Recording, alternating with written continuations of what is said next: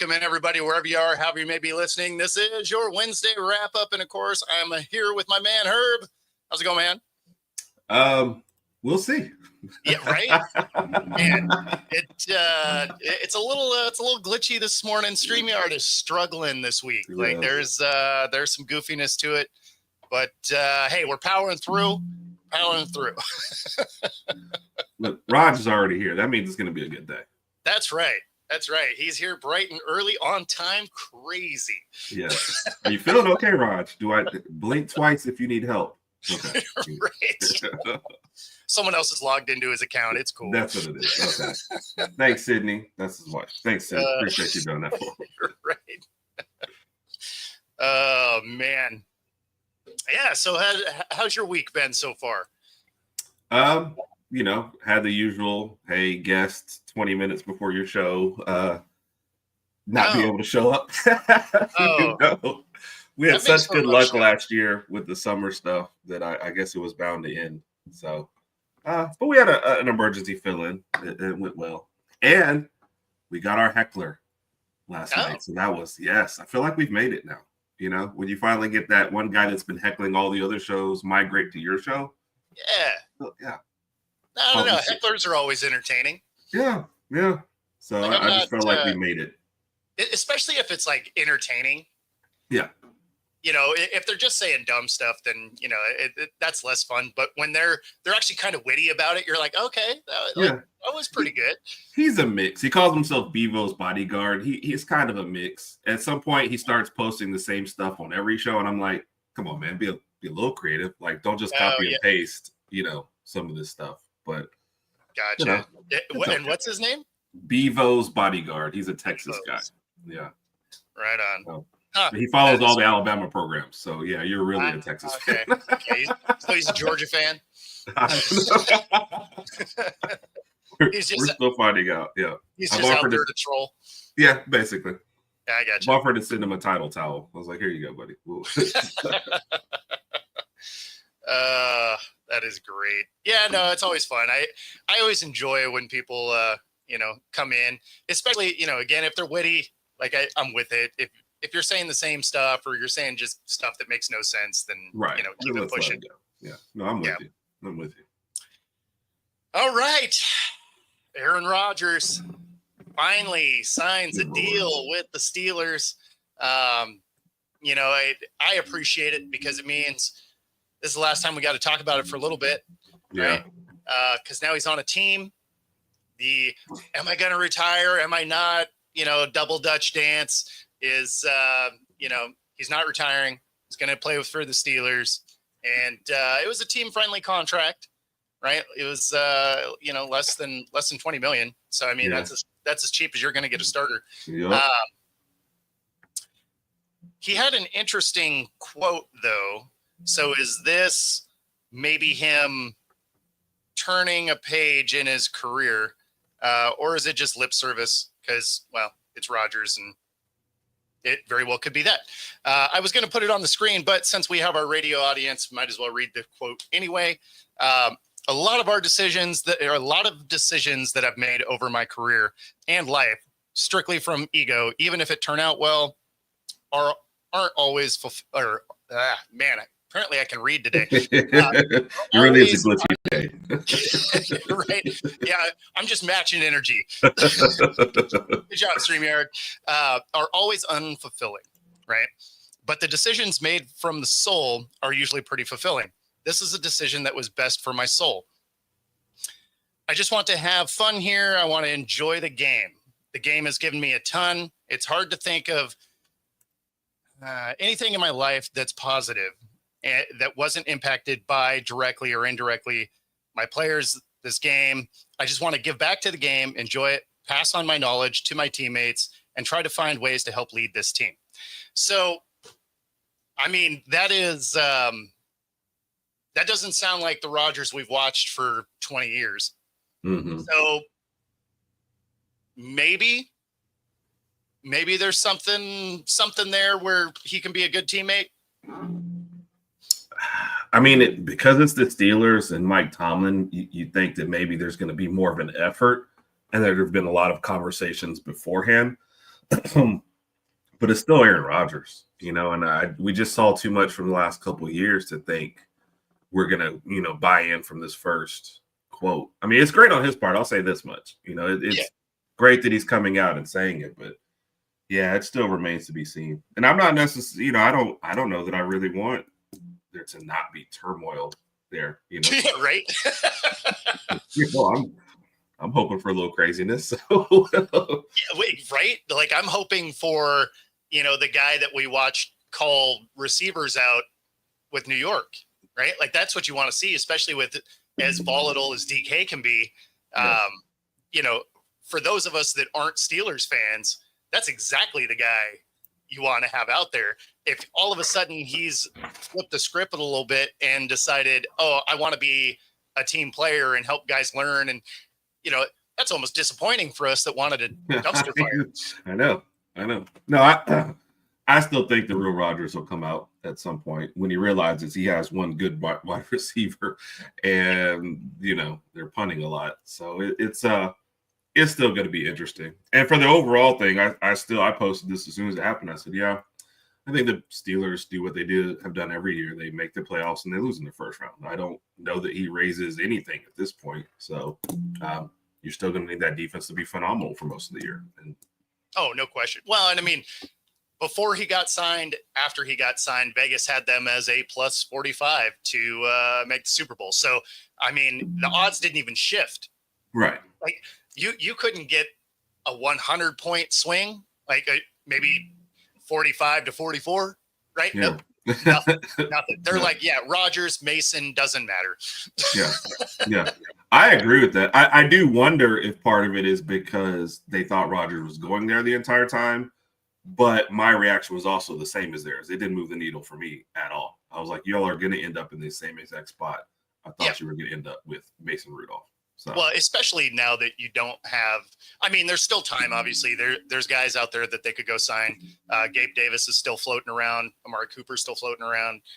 So, I mean, obviously there's guys that they can go get. Either one of those guys would elevate this team just because they have a black hole opposite side of DK at the moment. But, yeah, I mean, they can definitely get better. Every week, we talk about the Steelers, I have to pull up their depth chart to remember who the other guys are. That's how bad it is. And it's Robert Woods and Calvin Austin III are the other two starting wide receivers. Yeah. Yeah. Yep. And it's funny because it's not like Calvin Austin's horrible or anything. Like he's all right, but there's nothing special we've seen either. No. Right? So it's not like you see him and you're like, okay. Right. You're just like, okay, I mean, there's a guy with a jersey on, like, with he's decent. Yeah. So, yeah, I mean, I don't know. I don't, and who knows? Maybe Rodgers can elevate their games. Anything's possible. You sound so optimistic. Like, I'm just looking at it going, Robert Woods and Calvin Austin are both guys who you'd want as like your fourth wide receiver. Is how I feel. And now they're both starting next to DK. And exactly. And Raj, of course they're a playoff caliber team. They figured out how to get to the playoffs with Mason Rudolph, Mitch Trubisky, the hodgepodge of quarterbacks really since Big Ben. I mean, they won games with Justin Fields being a liability on the field, and the defense scored a bunch. So I mean, they find ways to get into the playoffs. Now, once they get there, they're losing. That's where the story turns. But for whatever reason, they do find their way in. Yeah. I'll say this, Raj, it's not the acquisition of Rodgers. I think they were going to be a playoff caliber team either way, and I think they were going to lose in the first round either way. That's what I think on it. Yeah. Pretty much. And Steve-O, I don't think that Tomlin's really in the hot seat. Some of that has to do with the organization itself. He signed his extension last year. The Steelers don't fire coaches. Yeah. Like they just, as an organization, they really don't. I mean, when you look back over the last 30 years, they've had like 5 or 6 coaches, right? I mean, these guys have had long tenures, right? Really like 40 plus years. Mm-hmm. So, I mean, Tomlin's not really on the hot seat. all he's done is get to the playoffs every year. And I know that some of the fans are restless for a playoff win, which I understand. But to win a playoff game, you have to get to the playoffs, and he's at least doing that. So he's not really in the hot seat. He, as I recall, his extension was only 3 years anyway. This will be his second year of it. So even if it goes poorly, it's his first losing season as a Steelers coach or anything like that. I don't think they fire him after one of those. They may not extend him, but I would bet that Tomlin, unless he decides to leave, is there for this year and next year at a minimum. Yeah, and teams have offered to trade for him in the last couple of years too, as well. Oh yeah. So, and I've been on record, like I'm a Tomlin fan, but you just feel like this Pittsburgh Steelers run has just kind of come to an end. You guys have hit a spot where you're in the exact same spot year after year, and there's going to have to be some sort of shit. Now, I don't think all of that's on him. I don't know who's putting together the offensive personnel every year, like who's deciding what. Is it just him or him and you know what I mean, like together? But there's clearly no plan on the offensive side of the ball, like long term. They're literally just for sure. Yeah, you know, they're just patching it together every year and seeing how much duct tape they can roll around it and making the greatest defensive speeches ever. We really need you guys to help us win this game, you know.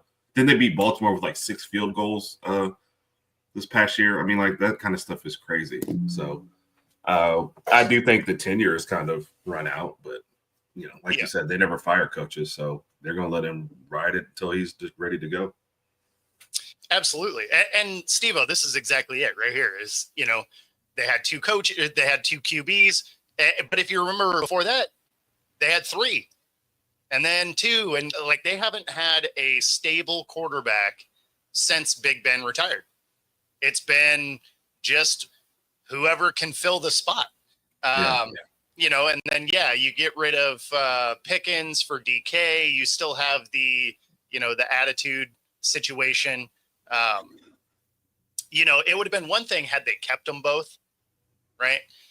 Like if you would have kept both of them and kept Russ, that actually would have made some sense. They're both deep ball guys, and Russ really only wants to throw deep balls. So you got 2 guys that can take the top off and a dude that just wants to huck it. That could work. But they didn't sign up for that, which was a little bit interesting. And them not being able to close the deal on TJ is actually a little interesting. I really didn't think that signing was going to be hard for them. No.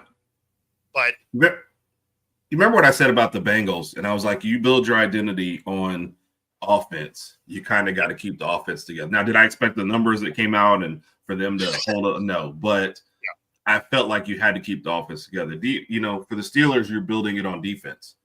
Like TJ Watt's got to be there. I don't even understand how this is a difficult thing to get done. Seemingly, you're saving all your money on the offense anyway, so there's plenty to give him whatever he wants. So I don't get that one at all. Like, just sign him and let's get it done.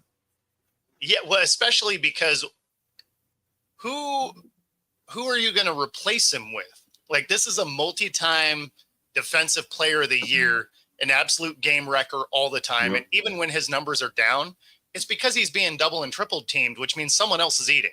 Like, not signing him or not signing a guy like Myles Garrett or something like game-changing dudes. That would have been like if the Rams were like, you know what, Aaron Donald, we're just not going to give you money. It's like, okay, you guys are high. Like this guy is just a perennial Pro Bowl, All-Pro defensive player of the year. Like, you can't not pay this guy. Yeah. That's like when the commissioner steps in and goes, hey, what are we doing? No. Right? This isn't even your job. I don't care. I just saw this and I had to speak up because this is crazy. Well, and especially on a team that isn't paying a quarterback. Yeah. And hasn't been. Like, that's the thing that's really crazy is that they haven't paid a quarterback since Ben, right? Yeah. So it's been a decade since their last big quarterback, like, signing. Yeah. And, I mean, they paid Russ $1 million. They gave Fields, a couple? Yeah. It wasn't big, Well, go a step further. They've only paid, one wide receiver in all this time, too, right? And that was DK. Before that, you've been saving money because every time a wide receiver gets to the point where it's like extension time, Like Pickens, they're out the door. You know, when Claypool was the same, and I'm missing one other name, but JJ been, Juju. Juju, there you go. Thank you. Juju. So the last guy they paid was Antonio Brown. So I get how you might get a little gun shy.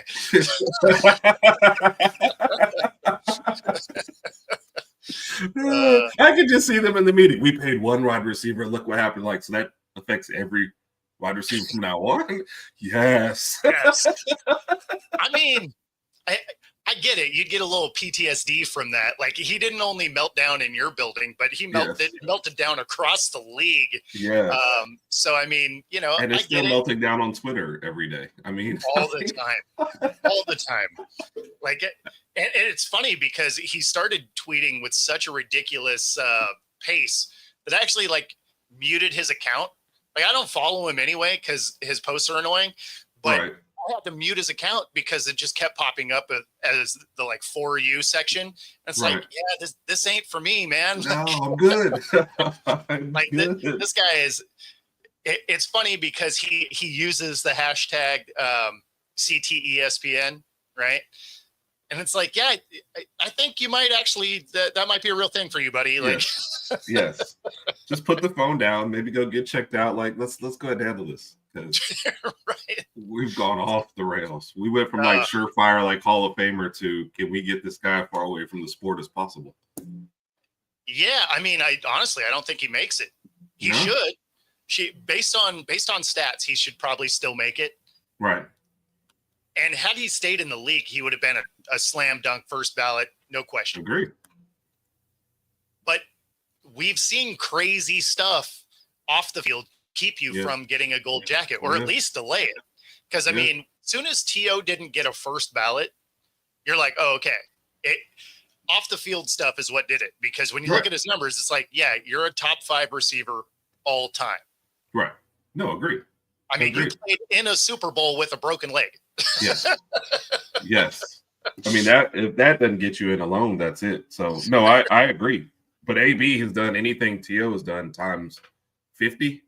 You know, the last game. Man, there's not enough zeros. Yeah. You know, just the Twitter stuff alone and the craziness. I mean.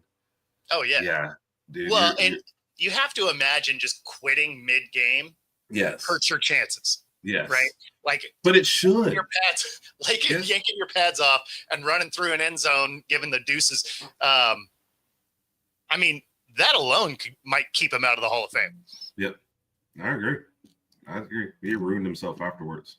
And it's still one of the most prestigious, Hall of Fames and the ceremony and the smaller classes, So I just don't think that's something they want to be associated with. Because if you have to show this highlight reel, it's going to be half on the field. And then they got to show the picture of Tampa Bay, right? So I don't know.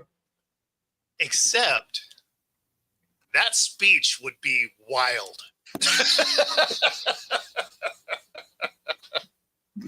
No, there'd be somebody sitting there with a button like, all right, 3-4 seconds in, we're just muting his mic. Oh man, those sound bites would just be electric. Like, I would be here for that. Like, I don't enjoy his tweets and stuff, but that speech to accept his gold jacket, that would be something else. You know what clip I need right now? Some people just want to watch the world burn. That is Bo this morning.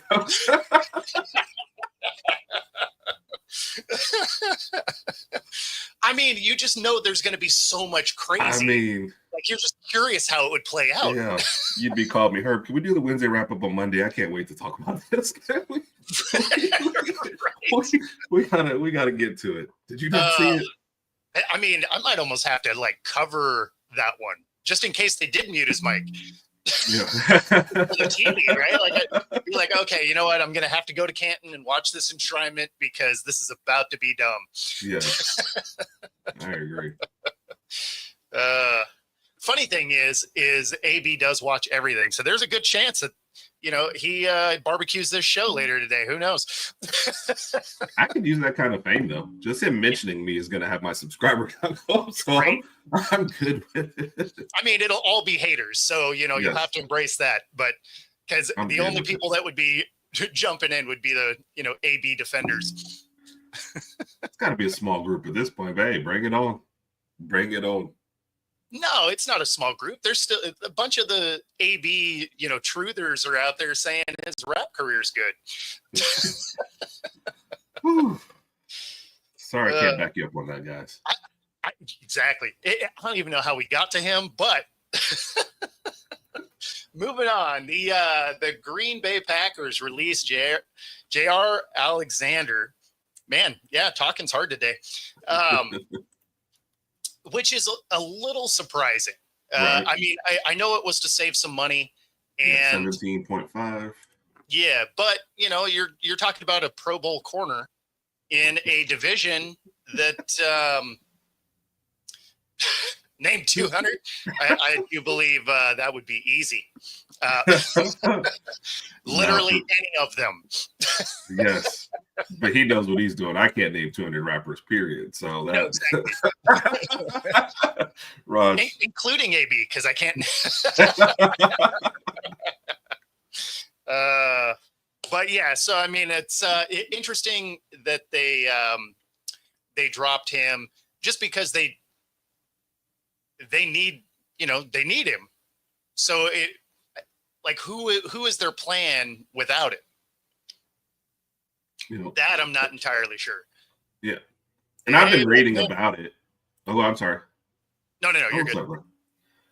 And like I said, I'm not as versed with Green Bay. CBS Sports, their first article popped out was like, oh, I think they're going to be fine with what they had, and he's played 7 games, I guess, each of the last 2 years, so they're almost used to playing without him.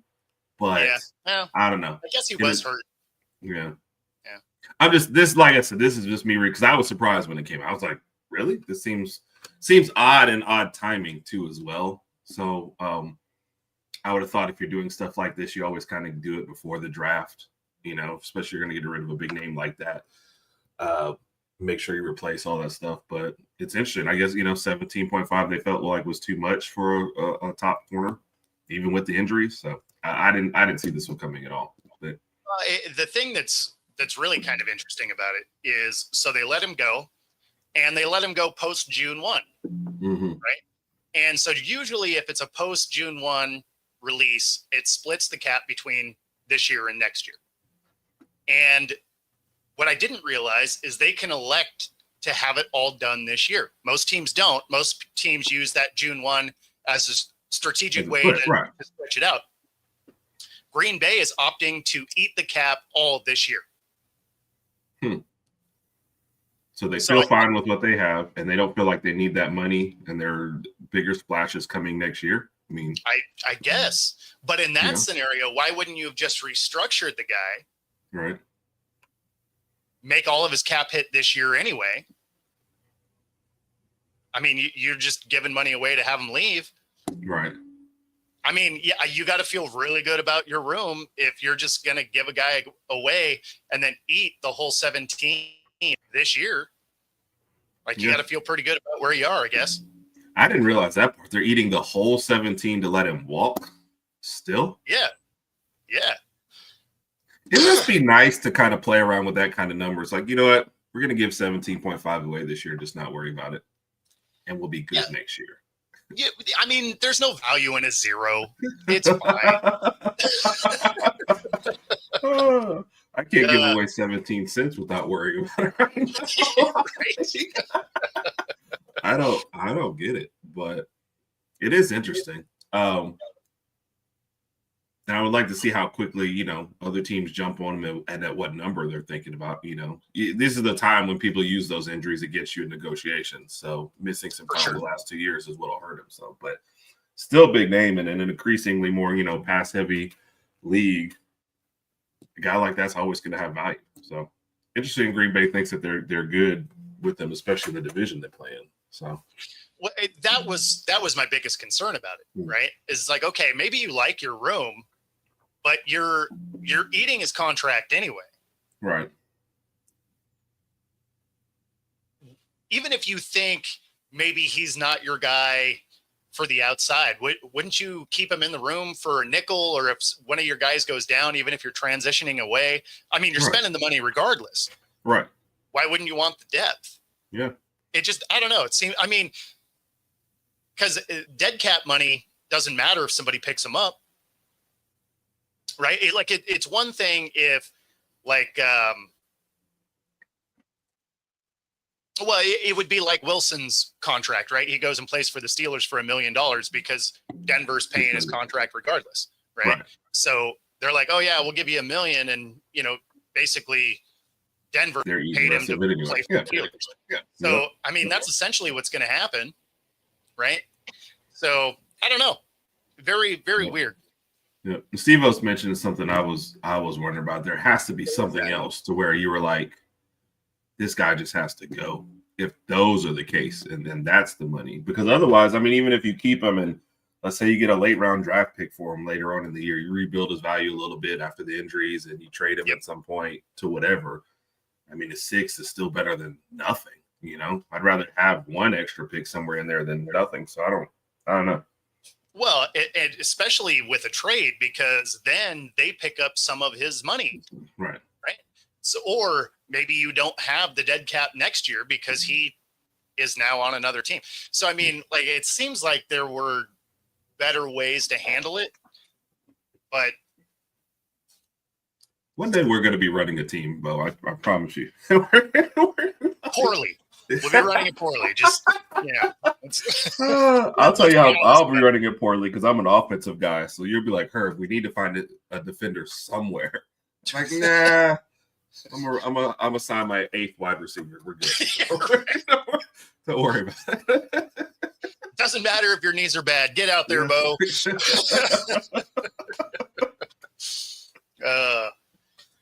Yep. The announcers be like, and he just gave up his 10th touchdown of the first quarter. Well, luckily that offense is still scoring, so we're at 50 to 49 into the first. Them starting wide receivers on the offensive line was a bold strategy, though. I didn't say I'd be a good GM, but I'll definitely, I'll take the money and run, I guess. How quickly can I get fired? Well, there is that. There's especially since, coaches and GMs, they're guaranteed contracts. Yeah. It doesn't matter if you're bad. Yes. As soon as you sign, you're like, all right, I'm paid. You can fire me now if you want. We were talking about it last night. Jimbo Fisher got paid $75 million to walk away. Like, I want that kind of life. Like, hey, let me come in, not be really good for you, and then you pay me $75 million to walk away. That's why I don't feel bad for any coaches. Yep. The league had to come out with a memo and said, hey, will you guys stop firing people? You're paying too many people who aren't working. That has to be the greatest memo in the history of memos. You know what was wild about that is when it was written, if I remember right, they had $700 million in contracts for coaches that weren't being that weren't coaching. That is nuts. It almost seems like there should be a spot in the cap that includes your coach. Yeah. Right? That would be interesting because it would keep some of these weird firings down. Yeah. Right? If it all of a sudden was a dead cap hit, and it would change the dynamic of that. $700 million for coaches that aren't coaching is crazy to me. Yes.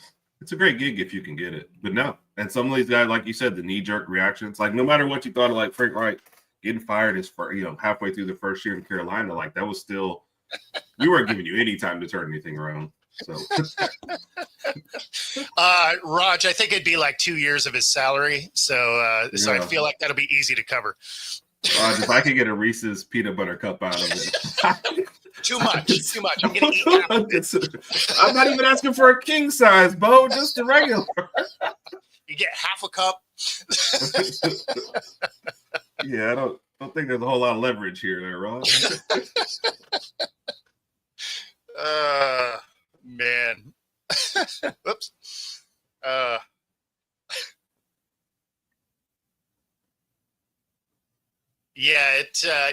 and that's the thing is if you included coaches' salaries in the cap, it would be very interesting. That being said, that does get us through the first half hour here. If you are listening to us on 97.3 ICU radio, thank you for joining in. And of course, you can catch the rest of this show on Roku TV or on YouTube at Football-Talk. And other than that, we're going to keep rolling on here.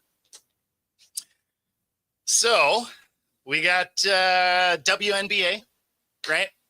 And we have Caitlin Clark gets hurt. Angel Reese, still going on the, people are here to see me and all of that. Funny enough, ahead of Caitlin Clark gets hurt ahead of the game against the Sky. What do you think tickets are going for that game without Clark? Remember, people are there to watch Reese too. No, I'm sure. Like if I go get a full tank of gas, it'd give me a ticket to go to it also. You could get a full tank of gas and a lawnmower, and it would be more than what. And I'm saying like a push, like walk behind the mower. You can get one for $3. You can get a ticket for $3 now that Clark is injured and going to miss that game. Yeah. That is more wild. Stadiums, venues to the NBA version of it. You're sticking in the regular. Yeah, no, I mean, she was clearly the draw, And look, Angel Reese, you're a great rebounder. You're good defense. You're good at what you do. But Clark is really carrying a lot of what's going on right now. It is what it is. I told you that, and I hate that this was something we said before the season, but said they put all their eggs in that one basket. I said, if something happens to Clark, they're done because they haven't tried anything else. They haven't even really marketed her. They just throw her out there and she's kind of carrying herself. But they have tried zero else to get you interested in any other things. And it probably doesn't help that your number one draft pick, Paige Bueckers, was out for a while with a concussion too. So there was no pivot there either. But no, the WNBA was waiting for something like this to happen. You lose Clark, and now they're like, oh, what do we do? I mean, I look at stuff like tonight. The NBA Finals is playing at 7:30, right? Yes. The WNBA has 3 games. Yep. They're all at 9 o'clock tonight. Yep. Why? That's not even, first, it's not counter programming because you'll be playing right, you're starting at the second half of the NBA game. Yep. But even if there were some WNBA fans like that, what are you saying? Hey, we're going to get you into one game and one game. We're going to take 3 shots and hopefully you get one. I don't understand any of this or what they're doing or the marketing. Well, I mean, so some of it is tough, right? Because you have the NBA finals and the NHL finals playing at the same time, right? Yeah. So if you weren't going to have some overlap, then all of a sudden, like what, you're going to have a week off, right? If you're going to try not to compete against the finals of 2 major sports. I mean, so you can't really do that. The fact that you don't have some early games, right, or, something is bizarre. Because, one of those WNBA games is right here in Seattle. And so, the Storm are taking the court. But, you're competing against the NBA Finals. Like, that is a tough way to go when you have a product that is already hard to consume. People aren't necessarily always aware of when you're playing. And then you're going to stack up against a major sport in the finals. Like, I don't know. I don't see that being a great strategy. Seems like you just have an earlier game. Maybe basically the lead up game to the finals. That would have made a ton of sense. Yeah. You go right from the WNBA into the finals, right? So, even people that aren't necessarily always consuming your sport, say they were going, like, you're headed to Wild Wings. You're like, all right, let's get there early. Make sure we can get seats for the finals. WNBA's game is on. You're like, okay, cool. Yeah. Like, we'll watch it because we're here. Yeah. Yeah. Right. I don't think that'd be an easy one, Exactly. So, and the 7:30 game doesn't necessarily start at 7:30. So if I tip my first game at 6, you're at least sticking there. You're at the very end of the WNBA game, like you said. Then you go into the NBA. That's fine, and then have one of those later ones. Maybe I pick it up in the second half. But having all 3 of them at the same time, and if I was going to program against one, I would go up against the NHL because at least then it's 2 different audiences. If I was going to lose to that, that's fine. But trying to go up against the person who's backing me, like that makes, no sense at all. Exactly. So I don't get what they're doing. And like I said, they didn't have a strategy before when they had Clark, and then she's hurt. They really had no strategy. So, Monday night they had 1 game. I would have done more there. So, and these are like, every time we throw out ideas, these are not even ideas that I've thought of. These are like ideas that I thought of in the middle of this segment, and they still seem better than anything. Right? These are things on the fly that you're just like, man, like what are we doing? And who knows? Maybe there's programming leading up to it that you can't do that. But we're not saying it has to be on the same channel, right? Like it's not like it's pregame show or whatever. It's like, no, it can still be on whatever channel TV group that you have, right? It can still be on that channel leading up. I don't know. They just it's weird. It's weird. It is weird. Like I'm at a loss for that because it seems like they're just fumbling the bag all the time. They are. And like 2 of the best teams out there have stars on both of them that everybody would like to know, with Minnesota, New York. You got Brandon Stewart and Napisha Collier.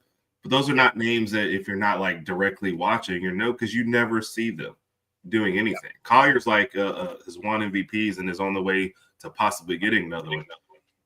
You're never going to see her in the Minnesota Lynx like ever, I get it. Okay, maybe they don't have the appeal of Caitlin Clark, but those are the teams that are probably going to be in your finals. If you had to pick one right now, those would be your 2 teams. Sure.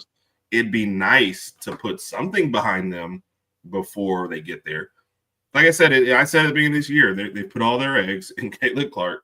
Yeah. If she's not there doing well, or like I said, she gets hurt and her team falls apart, then now they're done. Yeah. So. Well, the worst part is they're not even helping her carry the eggs. They're like, all of our eggs are right here and bye. Like, go get them. That's actually the perfect analogy because they don't do anything extra for her. I still don't understand how Angel Reese versus Caitlin Clark is not like a prime time matchup. I'd have interviews with both players before. I'd have those little vignettes that they play before anything. It was a blowout last time, and people still talked about it because of the flagrant foul. So that is your easy, money maker ratings thing, and they don't even lean into that. So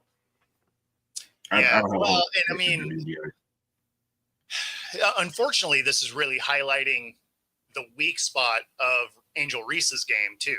Mm-hmm. Is because Clark isn't in, people are just like almost hate watching the Sky, right? And so because now they're just watching her to miss shots. Right. They need to get her a shooter on that team. Yes. Or at least people that are close enough to her she could dish the ball out. Yeah. If you watch their games, they're like, "Oh yeah, she's putting up like 4 missed layups and getting her own rebounds. That's how she gets all her rebounds." First off, she would have a double-double without collecting her own rebounds.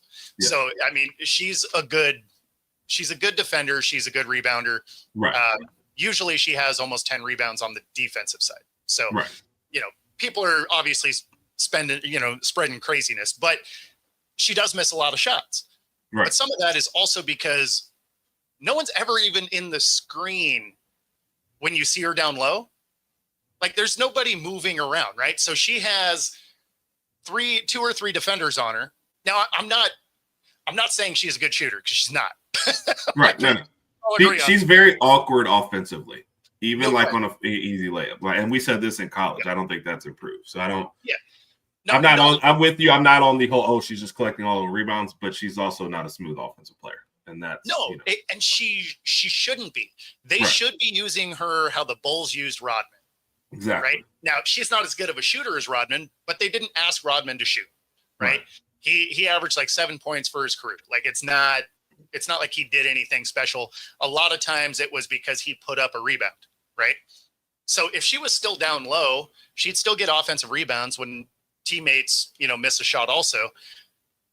But nobody dives down to give her an outlet pass. So then she's just like forced to like go in.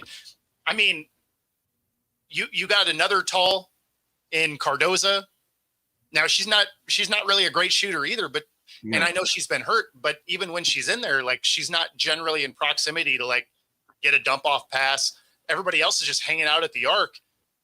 If you pass that out, you're probably having a turnover. Yeah. So I mean, it's just I don't know what you really expect her to do, but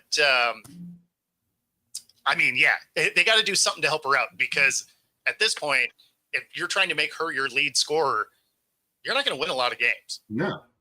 And when that was part of the problem, I said this back when they drafted Cardoso. Like, I like Cardoso. And in college, she was a good one. But she was the focal point down low of dumping it down. There's not a whole lot of moves. It's more like, I'm bigger than everybody, back to the basket kind of person. But then you drafted Reese right behind her, who's also not a smooth, who's a down low person, but not a smooth offensive player. So you already did bad there. You got Mabry in, and then you traded her to Connecticut, where she doesn't want to be in anymore, to UConn. And it's like the team is just put together so badly, that it's not a team that even when the Sparks, when they drafted, they drafted a guard with Brink and Jackson, I think, at the same time. So at least you got a big and a guard. Yeah. Sky just went all in on the same position. So they still have no good offensive spacing. They still have, and then they just lost Vandersloot as their guard too. It's like they're not a well put together team. You fired your coach last year. They don't seem to have any identity or know where they're going. And none of this is going to have, help Angel Reese. I just would have been people, they're going to get the Twin Towers. No, they're not. They're going to get two people whose skills are redundant. And Cardoso's numbers never really look good when she's out there, because Reese is grabbing up all the rebounds anyway. And she's not getting touches. So this is a bad put together team. They're getting blown out this year. So no, it's bad. It is bad. It is bad. And Brian, if it started after the game, the only challenge with that is then it's super late for the East Coast. If that's when the game was starting. I wonder if he's saying this started, if the season started after the WNBA championship. That's how I'm yeah. Okay, I thought you meant like one of the games. Like, man, they'd be playing in the middle of the night. Yeah. I mean, you certainly could do something like that. Kind of like what the arena football and stuff for football, right? The league starts after. Like something like that could work.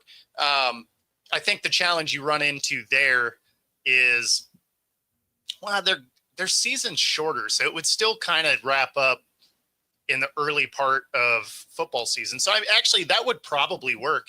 As long as they wrapped up in August, you'd be fine. If you started pushing into September, nobody's watching. Like, once football really starts going.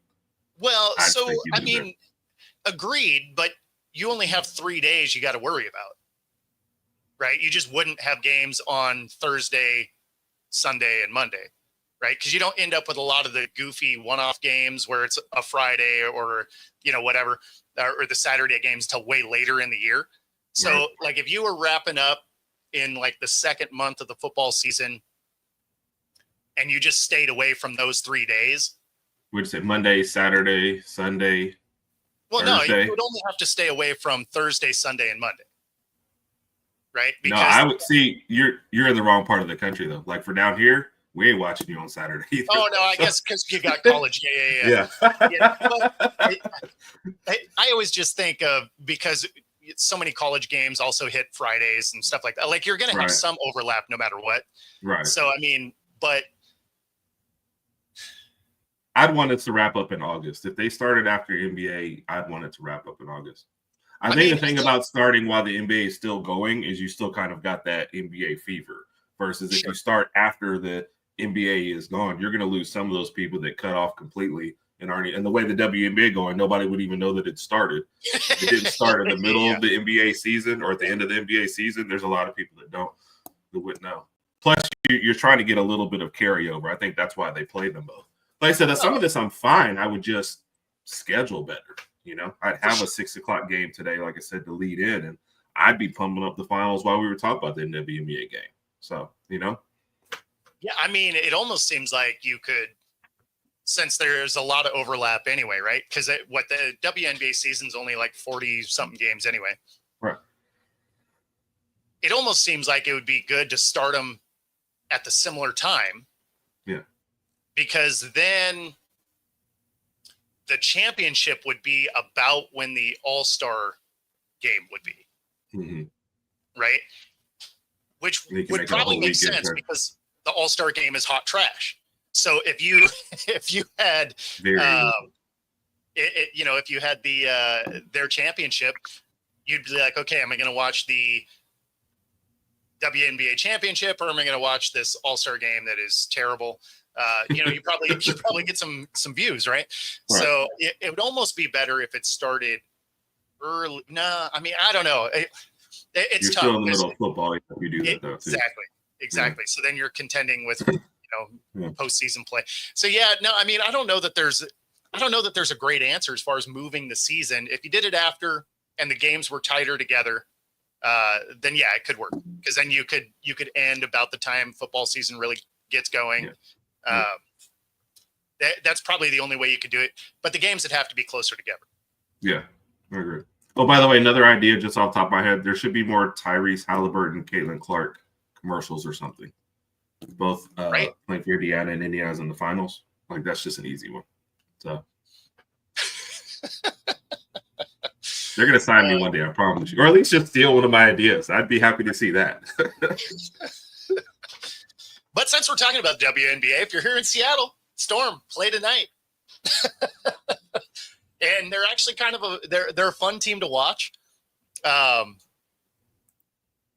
little frustrating at times to watch. So they have a swarming defense. They are very fast on defense. What they can't seem to do is be consistent on the offense. And even within the same game, right? So we're not talking about, we run here, run there, whatever. Like, there's been disparities of like a quarter that was 10 points, and then the next quarter was like 30. Like, that's not runs. That's just, bad field goal percentage, right? Right. So once this team really kind of dials in their ability to shoot, if they can pair that with the defense that they put together, they're going to be a tough out for a lot of the league. I think they're still fourth in the West. So, I mean, it's not like they're bad anyway. But as soon as they get more consistent on the offensive side of the ball, they could be a contender, in years to come. Yep. I think with the trade of Lloyd, they were still kind of figuring out what they were going to do kind of coming into the season, if I'm not. Yeah, I mean, they're very young, right? Yeah. Like Still figuring out an identity. Yeah. Exactly. Well, and they're still figuring things out. They've got they've had moments where players have really popped off. You're just like, okay, here we go. Like, we can see what this can build into, and I do think they have the people in the building to make that happen, right? So it's not like one of those franchises where you get players on the team and you're like, well, it's what we got. So I do think that, they can continue to develop their players. And I think the shooting will start to come around. But as it sits right now, that's why I say it's a little bit frustrating, because you'll see flashes where you're like, okay, let's go. And then all of a sudden it's like nothing's going in. You're like, but like 2 seconds ago, y'all were doing What happened? So, but yeah, there's I don't know. They are a fun watch. If you're here in Seattle and you're not watching the finals, definitely check it out. There are still tickets available.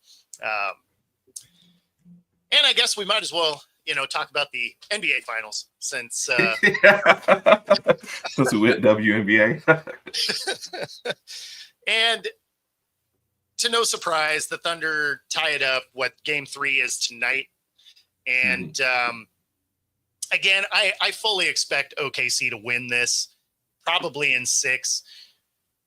the Pacers, they're a fun story, but man, they've won way too many games coming from way down. So they can persevere, right? Like they can power through, but at the same time, it's tough to consistently win that way. Yeah. And OKC is basically the exact same team, just a little better. Yeah. Across the board, right? Yeah. And they're better. They're a little better on defense. They're a little better at shooting. They're a little bit deeper on the bench. Like they just everything that the Pacers do well, OKC does just a little bit better. Yes. And for somebody that wanted to see OKC lose, it's unfortunate, but it just is what it is. Especially when you think of the Pacers, they steal game 1, late game heroics, beat them by a point. Game 2, OKC just beats them up. Right. And unfortunately, I think that's more indicative of what's going to happen. Again, OKC is just a little better everywhere. I think the Pacers do steal one more game back home, but this is OKC's to lose.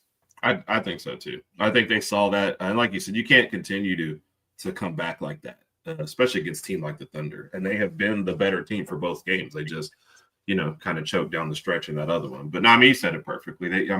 One of their best defensive players is Caruso, and he's coming off the bench. So you go through Dort the whole time, you're getting beat up, and all of a sudden the better defender, you're like, there's just no breathing room. So if Thunder is steady, they'll be fine. Also, fun fact, for some reason, the Pacers have lost game 3 of every series they've played so far in the playoffs. So I fully expect yes. So I fully expect them to lose. It's been weird. The last 2 series, they won both games on the road to start, and then they lost game 3 at home, both series. And then against the Bucks, same thing, except they were at home. So they lost. Yeah. So game 3, I guess it's on. I don't know. Game 3 against the Knicks, they blew a big lead after having come back against the Knicks twice. So anything could happen tonight. If the Pacers are up 20 at halftime, just book it as a Thunder win somehow. If anybody's up by 20, you can probably say that at half because nobody's been able to hold on to that win this series, like this playoffs, which is bizarre. Nobody's been able to just finish the deal. I'm trying to think of a team that got up that big and you just felt comfortable. Even in this last game, there was moments where the Pacers started to push and you were like, oh gosh, here we go again. Yep. But then the Thunder would hit a shot. So no, I agree with you. I think the Thunder definitely close this one out, and I think they're the better team. And you can only do that. You can't do this every single series with comebacks. Your magic runs out at some point. So it'll catch up with you. There's no doubt. Again, sometimes you just need to be the better team. Yeah. And that's where things like basketball and hockey, stuff like that, that's where it's tough because or baseball, right? It's a series. In football, you can not be the better team, and in a one-off, you can be the Giants beating an undefeated Patriots team. Yep. But you can bet if that was a best of 7, that would have been the one win the Giants got. Yes. Right. Yep. And those Patriots would have beat the brakes off them the rest of the time. So, Hey, college basketball is the same exact situation, man. You get that one game where you got that one guy that comes off the bench and hits 7 threes. He averages 3.4 points a game, but, he's already at 21 at half. Exactly. Did you just really have your 10th guy tear off for 35 points? Yep, and guess what? He's going to go off to be an accountant after the 100%, game. 100%. You'll never hear from him again. But that reel of tape is in his living room forever. Yes. So no, it's I don't know. I like that they at least stole game 1 though. Right. It makes you feel like, okay, we need to watch this series. Because if OKC came out and just beat them up game 1, be like, oof, okay, we know they're the better team. They came out and showed us they're the better team, right? Which is kind of like if you saw game 2 as game 1, do you even feel like the Pacers get one? Right. Right.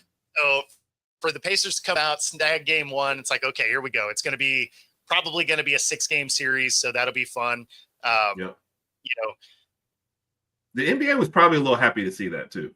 They were like, all right, you got the Thunder's attention, but you also got the fans' attention. And that's kind of what we needed. So NBA's like, yes. I mean, okay, whatever. We don't care who wins. But, yeah, well, you really needed it because you're already into smaller market teams anyway. Right. Where there's a lot of speculation that ratings for this wouldn't be very good. And if OKC came out and just beat them up game 1, you can bet the ratings for this would be terrible.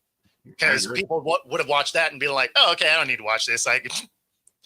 We'll watch game 4 when it wraps up, right?" Right. No, you're absolutely right. So it was good. It was good to see the Pacers show some fight, and also just kind of show like, hey, you have to watch each game anyway, no matter what's going on, because this is the team. Like even in game 2, when Thunder had kind of a sizable lead, I tuned in just because, well, I've seen this story before, so let's just see if it happens again. And that's the reason why you stick around, Yep. So. Well, and, just to briefly touch, because we only have, a couple of minutes here. The NHL side, you get through the first 2 games, also tied 1-1 at that point. Yeah, and, both overtime games, yep. Both overtime games, right? One of them's a single overtime, one's a double overtime. You're like, okay. Yeah. Like, scored 18 seconds left to send it to overtime. Like, right? This game. Yeah. Playoff hockey, let's go. This is awesome. And then game 3. Yeah. 6-1 absolute beatdown. You're like, oh, okay. Yeah. Not quite as close. Yeah. Well, you thought, the first period wasn't as high scoring as the others have been. And then Florida scores out late to make it 2-0. And then, they push it in the second, and it was just kind of over. Especially if you've been watching the other 2 and you saw how tight and exciting at overtime, you see that one, you're like, all right, third period, what else is on? So, oh yeah, no, it was a wrap. It was a wrap. I mean, they just didn't have an answer for him. Like they just seemed like they were flat. Right. But that happens. That happens. Obviously, what they play tomorrow, so. See if the Oilers can rebound. But yeah. I mean, the first 2 games of both series have been entertaining. Obviously, game 3 tonight for the NBA, and of course, there's some WNBA action if you can find it. So, spot there. That comment there might negatively affect my phone call with the Storm on Friday. Oh my goodness. Or counterpoint, you can be the villain in all this, and they need you now. Hey, ratings. Bo equals ratings, people. Let's go. Right. I feel like that's not a real thing, but we have some viewers, but probably not enough to take that role on. But, that being said, that does get us to the top of the hour. We do appreciate you watching. If you're on YouTube, be sure to like and subscribe. If you're watching on Roku TV, stay tuned for the next hour. Otherwise, we're going to get out of here. Enjoy your day, everybody.